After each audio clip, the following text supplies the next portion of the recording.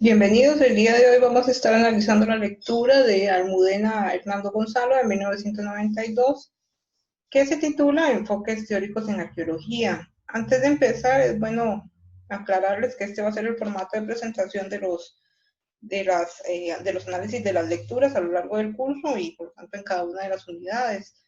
Más que todo lo pensé de esta manera porque me parece queda más claro las secciones más importantes o más pertinentes para cada una de los contenidos relevantes de cada unidad. Igual esto está abierto a modificaciones o cambios si tienen sugerencias de pues propuestas de mayor comprensión o de más fácil comprensión.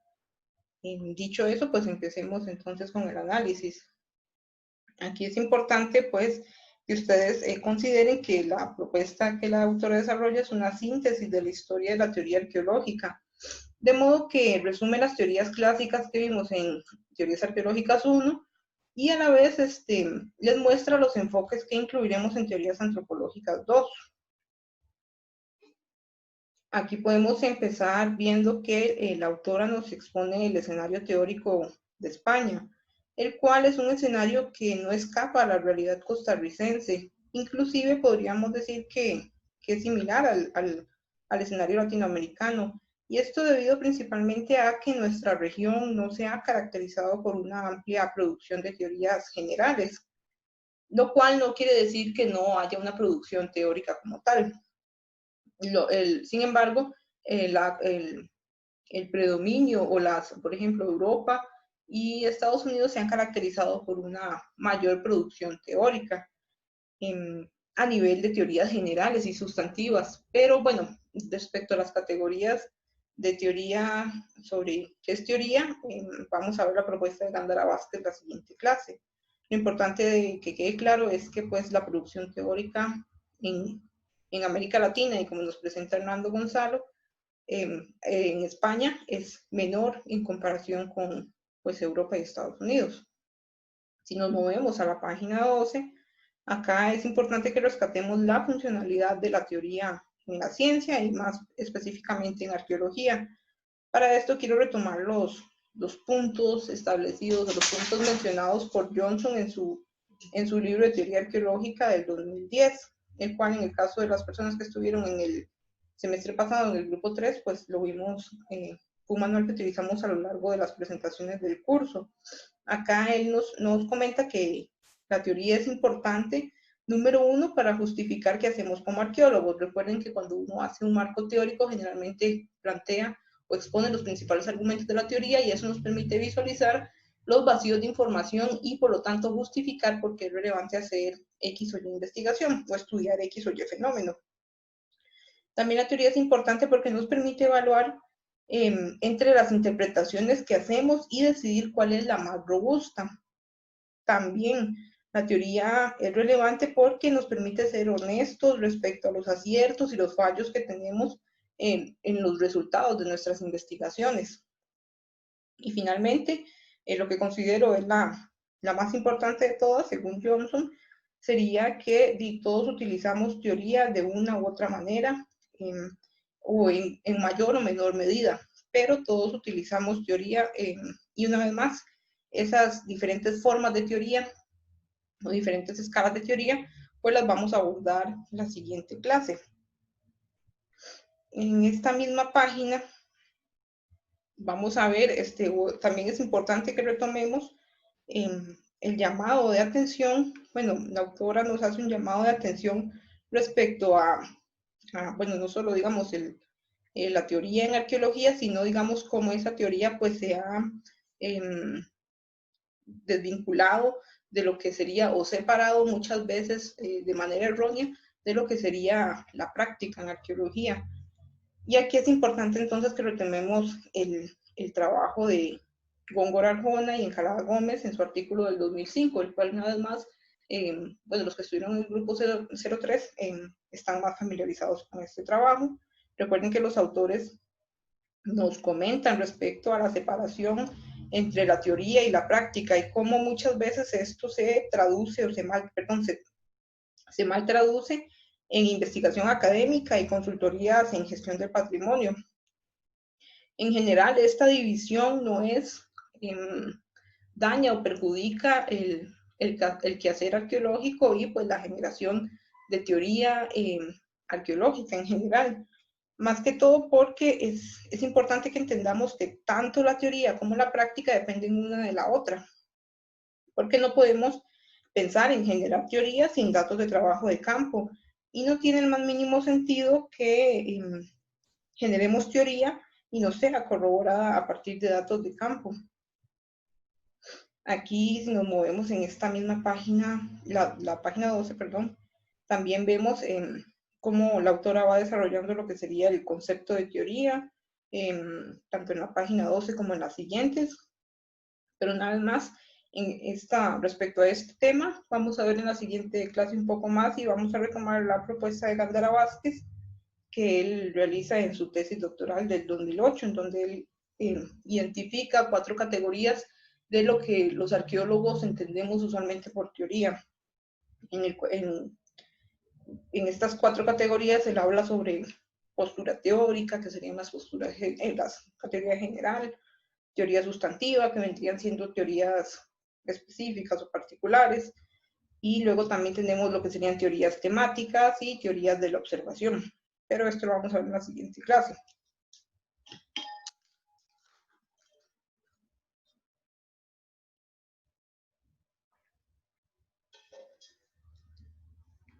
Luego, si nos movemos a la página 13, aquí es importante recalcar la característica distintiva de la arqueología respecto a otras ciencias, la cual es el estudio del pasado a partir de objetos arqueológicos antiguos o a partir de objetos antiguos principalmente. Además, es importante entender que este vínculo entre el arqueólogo y el objeto antiguo ha cambiado según la época y el enfoque teórico, porque, por ejemplo, para los anticuaristas los objetos arqueológicos eran un bien de prestigio coleccionable principalmente, mientras que en el caso de los evolucionistas empezaron a visualizar estos objetos antiguos como fuentes de conocimiento sobre el pasado, y este conocimiento pues lo utilizaron principalmente para clasificar el desarrollo cultural. Por otra parte, también tenemos a los histórico-culturales, quienes visualizaban los objetos antiguos como reflejo de grupos étnicos antiguos o culturas antiguas. Mientras que para lo que serían los funcionalistas, ellos planteaban que estos objetos antiguos evidenciaban el comportamiento humano. Continuando en la página 13, aquí vemos cómo la autora continúa comentando sobre el concepto de teoría y cómo va tomando forma en relación con eventos históricos. Aquí también es importante retomar en la lectura de Moro, o el artículo de Moro Abadío, publicado en 2012, el cual una vez más las personas que estuvieron en Teorías Antropológicas 1, el grupo 03, tuvieron la oportunidad de leer. Lo importante de retomar de la propuesta de Moro Abadío es su concepto o la discusión que hace respecto al externalismo, es decir, cómo la ciencia es influenciada por factores externos, es decir, factores económicos, sociales, políticos de la época. Recordemos que esto es una manera, esto de una manera u otra ha marcado el devenir histórico de la arqueología y ha sido fundamental, podríamos decirlo, en el desarrollo teórico de las posturas clásicas, de los enfoques clásicos. Al final de esta página, la autora nos expone cuando se empieza a presentar la línea cronológica de lo que sería la historia en arqueología, para lo cual ella retoma las categorías de clasificación de Renfrew. Aquí es importante que también ustedes conozcan que estas categorías, en el caso de América Latina, Willy Sabloff en su publicación de 1974 también sugieren categorías de clasificación del desarrollo histórico de la teoría arqueológica. En el caso de América, ellos sugieren 3 categorías principales y una de estas se subdivide en 2 categorías.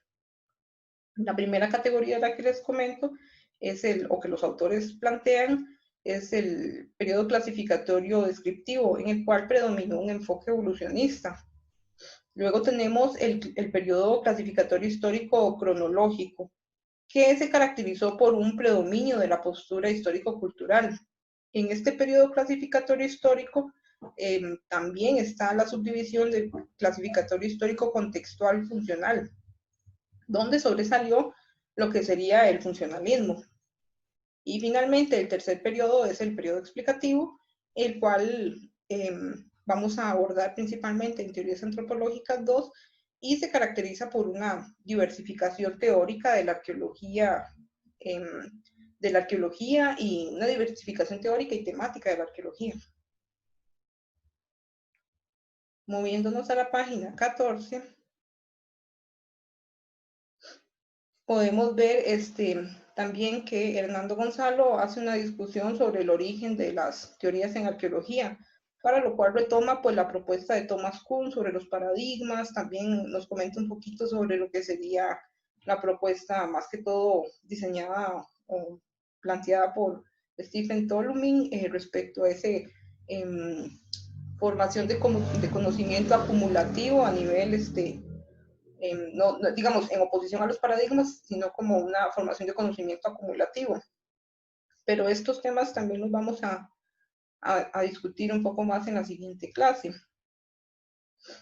En la siguiente, perdón, en esta misma página vemos también cómo discute sobre el debate entre positivismo y humanismo. En este caso bueno, más bien en el caso del curso de teorías antropológicas 1, pues este debate lo vimos reflejado más que todo en lo que serían las posturas evolucionistas, que eran de carácter más positivista, y pues la postura histórico-cultural, que si bien manejaba también, tenía una mezcla entre postura positivista y también un fuerte enfoque humanista.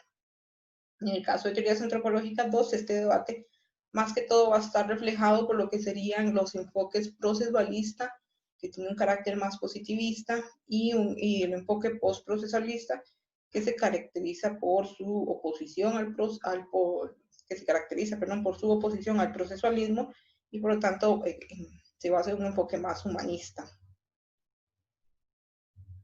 También en esta misma página, bueno, por lo menos desde la página 14 a más o menos la 15, vamos a ver cómo la autora resume lo que sería el enfoque teórico del evolucionismo cultural unilineal.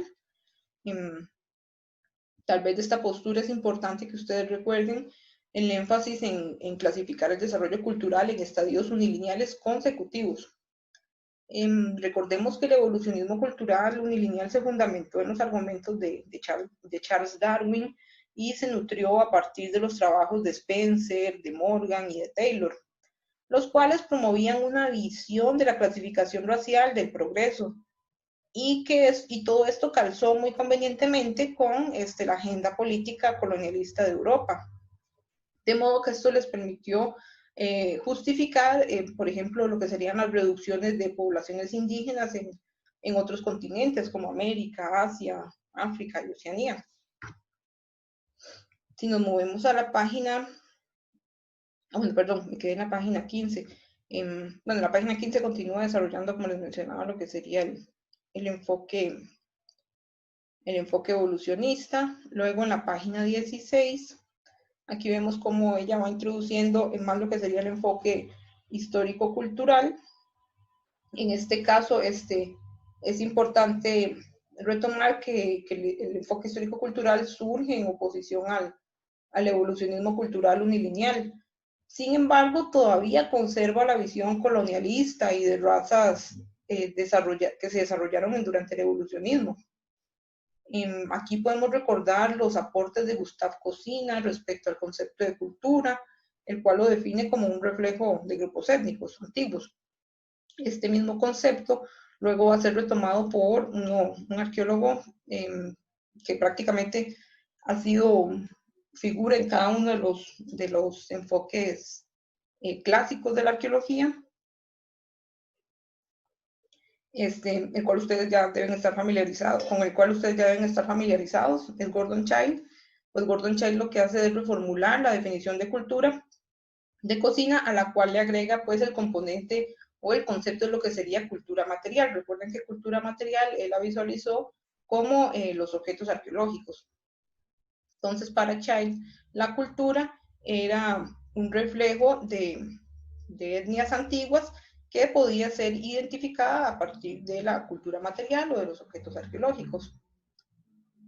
Además, es importante que recuerden que durante este enfoque las explicaciones se caracterizaron por ser de carácter difusionista, es decir, que se enfocaban en explicar la dispersión de tecnologías desde los centros de innovación hasta las periferias, que eran receptoras de esas innovaciones tecnológicas. También es importante que recuerden que durante el enfoque histórico-cultural hubo un desarrollo metodológico importante con el fin de identificar las culturas antiguas con el fin de identificar las culturas antiguas que principalmente se estudiaban en América y en Europa.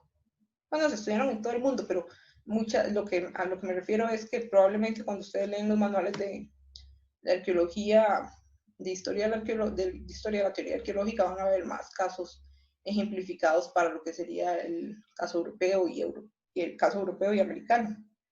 Lo importante de entender de este desarrollo metodológico que se dio durante esta época es la formulación de unidades de análisis como lo que serían las áreas culturales, los horizontes estilísticos y las tradiciones culturales.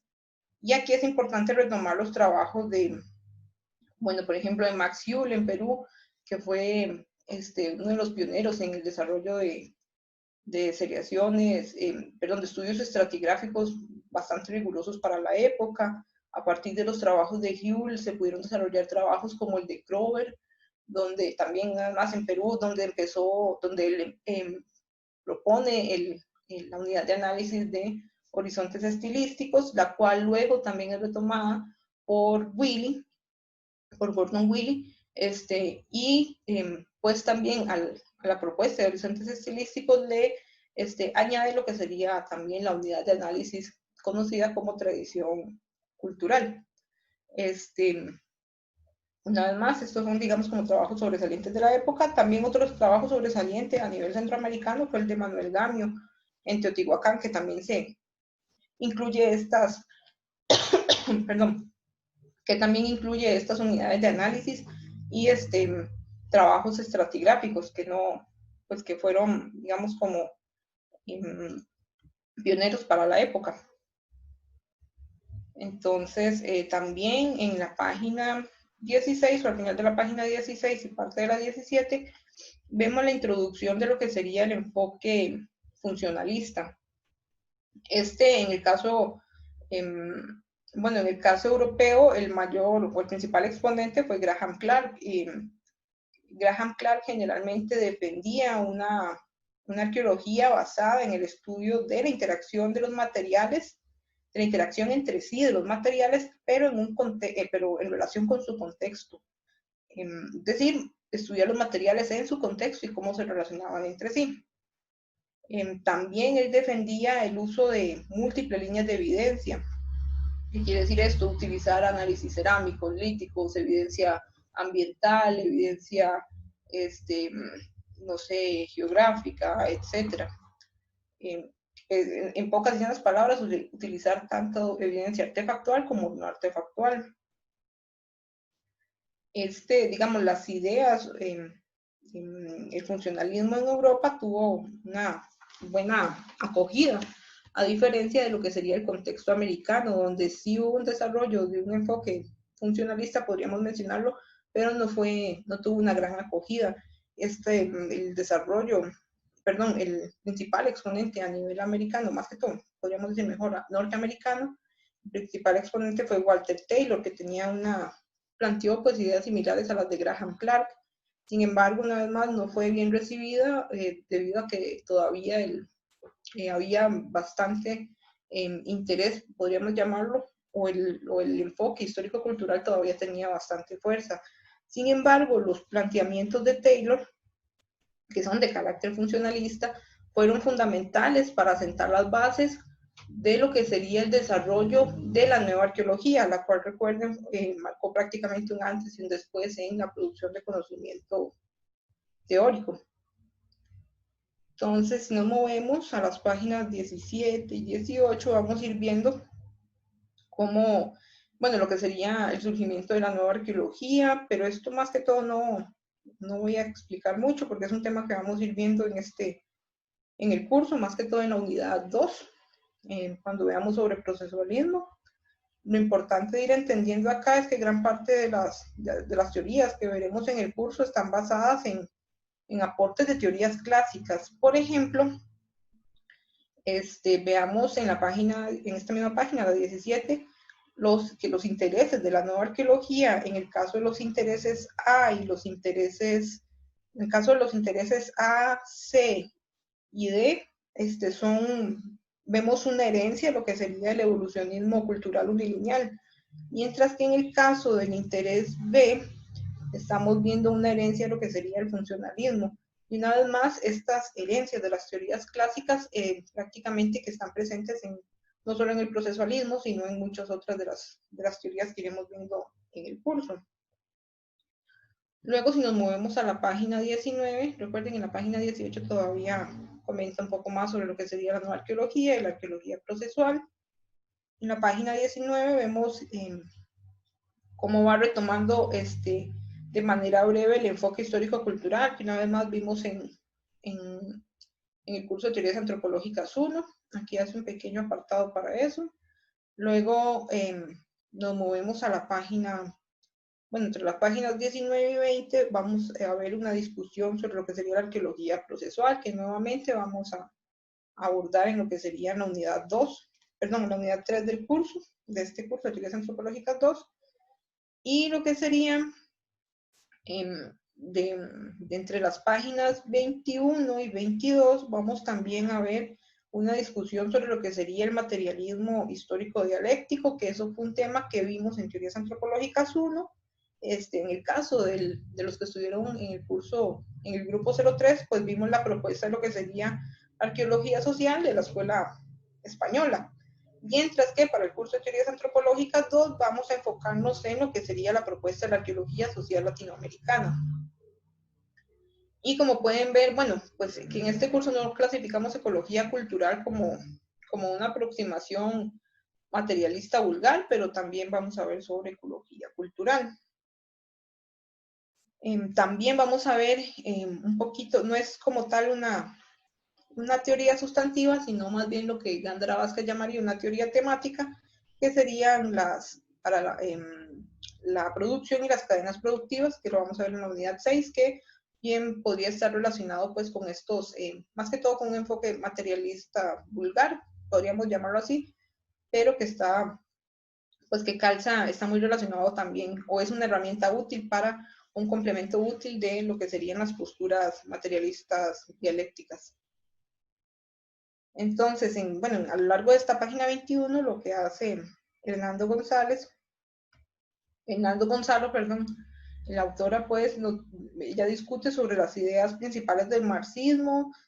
Aquí tal vez lo importante de recordar son conceptos claves del marxismo, que sería, por ejemplo, la dialéctica, que refiere, en llanas palabras o en palabras muy, muy, muy sintéticas, la dialéctica refiere a la interconexión y a las contradicciones. También otro concepto importante sería la materialidad, que puede ser, pues que son manifestaciones de la vida social, manifestaciones que pueden ser tangibles o intangibles. También está el concepto de historia, que es importante porque crea el contexto donde se desarrolla la vida social y se registran las contradicciones, o se registra también la dialéctica, podríamos mencionarlo. También tenemos el concepto de lo que sería la superestructura, que incluye o se compone por la ideología, y también está el concepto de infraestructura, que pues se compone de dos elementos, podríamos decir, o más bien se compone de otros dos conceptos, que serían los medios de producción y las relaciones sociales de producción. aquí lo importante de que entiendan es que el materialismo histórico dialéctico es una teoría general muy amplia, a nivel conceptual y a nivel, digamos, en general de desarrollo teórico, y puede variar de una escuela de pensamiento a otra. Por ejemplo, en teorías antropológicas 1, una vez más, en el caso de las personas que estuvieron en el grupo 03, vimos la propuesta de la arqueología social. Para el caso de teorías antropológicas 2, ahora vamos a ver la propuesta de la arqueología social latinoamericana. Pero sí, es una propuesta, digamos, en general, el materialismo histórico dialéctico es una postura teórica bastante amplia y diversa que, bueno, pues no vamos a ver en este análisis todos los conceptos claves, sino vimos nada más una pizca o los principales conceptos. Bueno, en la página, como les mencionaba, 21 sigue discutiendo sobre lo que sería materialismo. Perdón, en la página 22, ya vamos por la página 23. En lo que sería de las páginas 23 a la 30, sí, más que todo hasta la 30, se expone lo que usualmente se categoriza de manera muy general como postprocesalismo. Y se caracteriza, se clasifica así muy posiblemente porque muchos de estos enfoques teóricos son o se caracterizan por su oposición a los planteamientos sobre objetividad y cambio social que se desarrollaron durante el procesualismo. Sin embargo, es importante que entiendan que los enfoques que la autora menciona entre las páginas 23 y 30 son muy diversos y no es apropiado pues clasificarlos todos como postprocesuales. Inclusive ella, bueno, hace también esa observación. Pero una vez más, estos van a ser temas que iremos desarrollando a lo largo de este curso. Prácticamente es un vistazo rápido de lo que vamos a ver en el curso. Aquí tal vez es importante de que noten en la página 24 el caso de lo que sería la teoría crítica, no lo vamos a abordar, bueno, pues no se abordó en el caso del grupo 03, no se abordó en teorías antropológicas 1 y en el caso del curso de este semestre, pues no vamos a abordarlo. Pero ahí está la propuesta. Muchas veces se clasifica prácticamente dentro del marxismo, pero, perdón, dentro de los enfoques materialistas, pero no vamos a verlo y prácticamente por las razones que la autora expone en el artículo. También, continuando lo que sería la página 25, en el caso del neomarxismo, si lo vamos a ver en la unidad 4, aquí lo importante tal vez, o de que entiendan, o más bien en la unidad 4, para ejemplificarles, en la unidad 4 lo que vamos a ver es el caso de la arqueología social latinoamericana, en la cual está fuertemente influenciada por las ideas marxistas de Gordon Childe, sumado a la construcción de los estadios de progreso que se desarrollaron durante el funcionalismo, no durante el evolucionismo cultural unilineal. Y también a esto se suma un interés o un mayor énfasis en lo que sería el rol de la ideología. También, si nos movemos un poco más adelante, página 26, vamos a estar viendo en este curso lo que serían las teorías estructuralistas en arqueología. Aquí tal vez lo importante de entender es que estas teorías, a diferencia de las procesualistas, tuvieron una fuerte crítica a lo que sería la objetividad y principalmente esta crítica la vamos a ver en lo que serían las unidades prácticamente de la 8 a la 10, pero en el caso de las posturas estructuralistas la vamos a ver entre las unidades 8 y 9. También vemos un enfoque en estas teorías estructuralistas y postprocesuales. Vamos a ver también un enfoque en lo que sería o un enfoque en el interés por estudiar el significado de los símbolos y cómo se visualiza los sujetos de estudio, más que todo a nivel individual. Y esto nuevamente son temas que vamos a ir viendo en el bloque de las unidades de la 8 a la 10, pero principalmente en estos dos últimos temas de el significado de los simbolismos y la visualización de los sujetos de estudio a nivel individual, lo vamos a ver en las unidades 9 y 10. Si nos seguimos moviendo en las páginas 28 y 29, prácticamente extiende su discusión respecto a lo que sería arqueologías postprocesuales. Y finalmente, en la página 30, aquí lo importante tal vez de señalar es que la discusión que desarrolla Hernando Gonzalo es propia de la época en la que publica el artículo. Estamos hablando una vez más de 1992, por lo que es importante, bueno, en el caso, digamos, la lectura una vez más, el reflejo de esta época, y en el curso lo que vamos a hacer es explorar el panorama, por lo menos de lo que serían los enfoques del feminismo, que en el caso de Hernando Gonzalo, Hernando Gonzalo, perdón, ella expone que es un enfoque que todavía está pendiente de ser como desarrollado con mayor énfasis. En el caso de este curso vamos a examinar también lo que sería el feminismo y el género en arqueología, y también vamos a ver un poco sobre la actualidad respecto al debate de dualismos. En este caso, en el caso de arqueología, vamos a ver qué es lo que está pasando respecto a lo que sería el debate entre positivismo y humanismo, que es un debate que se enmarca en lo que sería, como les mencionaba, las posturas procesuales y postprocesuales principalmente. Por último, en la página 31 es importante rescatar, sería importante rescatar la cita que ven enmarcada, que empieza, página 31, en el primer párrafo, empieza por una de las preocupaciones que se revelan prioritarias en el futuro es la dilucidación de la existencia de la disyuntiva de la arqueología en investigaciones. Perdón, me equivoqué, estoy leyendo mal. Va otra vez. La cita empieza como una de las preocupaciones que se revelan prioritarias en el futuro es la esa palabra es difícil, dilucidación de la existencia de la disyuntiva de la arqueología en las investigaciones, en las investigaciones y en la arqueología de la gestión. Creo que es un poco redactado como raro. Bueno, en este primer párrafo, lo importante de esta cita es señalar que si bien el devenir histórico de la arqueología ha estado marcado por los intereses políticos, actualmente, aunque las agendas políticas determinen en gran parte los intereses de estudio, o sea, determinan qué se estudia, y esto debido a que, dependiendo de las fuentes de donde se generen las becas, los fondos de investigación, pues dependiendo de las agendas políticas y dependiendo de esos agencias donde se generan los fondos de investigación, así van a estar también marcados pues los temas de investigación.